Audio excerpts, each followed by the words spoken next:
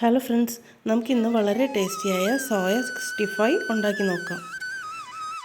ഇതിനായി ഞാനിവിടെ ഒരു 150 ഗ്രാമോളം സോയ ചങ്ക്സ് എടുത്ത് അത് തിളച്ച വെള്ളത്തിലിട്ട് കുതിർത്ത് വച്ചിരിക്കുകയാണ്. പിന്നെ ഞാനിവിടെ എടുത്തിരിക്കുന്നത് ഒരു 6 ചുവന്ന മുളക് എടുത്തിട്ടുണ്ട്. അത് ഞാൻ വിനാഗിരിയിലാണ് ഇട്ട് വച്ചിരിക്കുന്നത്. അതിനോടൊപ്പം തന്നെ കുറച്ച് ഇഞ്ചിയും 7-8 അല്ലി വെളുത്തുള്ളിയും എടുത്തിട്ടുണ്ട്.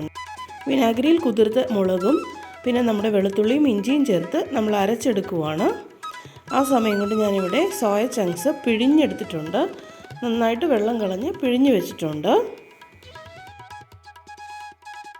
ഇനി നമുക്കിതിലേക്ക് മസാല ചേർക്കാം.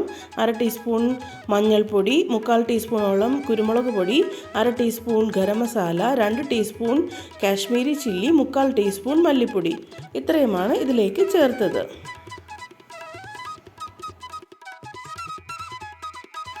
ഇനി നമ്മൾ ആവശ്യത്തിനുള്ള ഉപ്പ് ചേർക്കുവാണ്.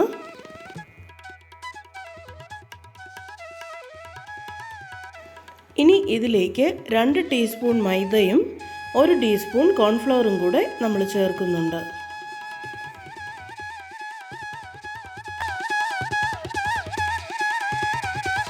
ഇനി നമ്മൾ നേരത്തെ അരച്ചു വെച്ചിരുന്ന മുളക്, ഇഞ്ചി, വെളുത്തുള്ളി പേസ്റ്റ് കൂടെ ഇതിലേക്ക് ചേർക്കുവാണ്. ഇനി ഇതെല്ലാം ചേർത്ത് കൈകൊണ്ട് നന്നായിട്ട് മിക്സ് ചെയ്തെടുക്കണം. എല്ലാം നന്നായിട്ട് മിക്സ് ചെയ്ത് ഇവിടെ വെച്ചിട്ടുണ്ട്. ഇനി നമുക്കിത് വറുത്ത് കോരാനായിട്ട് എണ്ണ ചൂടാക്കാനായിട്ട് വയ്ക്കാം.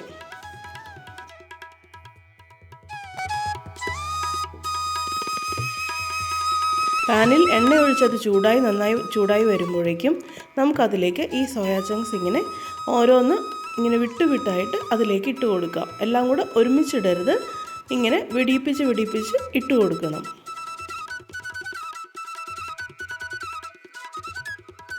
ഒരു മീഡിയം തീയിൽ നമുക്കതൊന്ന് ഫ്രൈ ചെയ്ത് എടുക്കാം.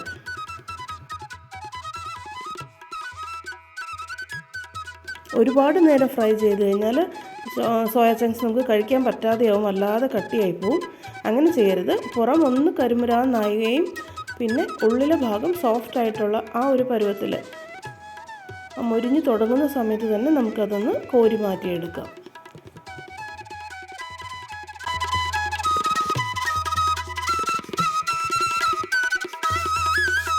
ഈ ഫ്രൈ കോരി എടുക്കാറൊക്കെ ആകുമ്പോഴേക്കും ആ ലാസ്റ്റ് ഭാഗത്ത് നമ്മൾ കുറച്ച് പച്ചമുളക് ഇങ്ങനെ നെടുകെ കീറിയതും കറിവേപ്പിലയും കൂടെ അതിലേക്കിട്ട് ഒരു മിനിറ്റ് അല്ലെങ്കിൽ ഒരു അര മിനിറ്റ് അതൊന്ന് ഫ്രൈ ചെയ്തിട്ട് അതിനോടൊപ്പം തന്നെ കോരിയെടുക്കാം.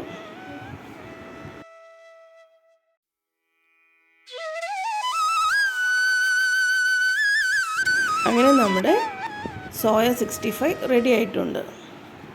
Thank you.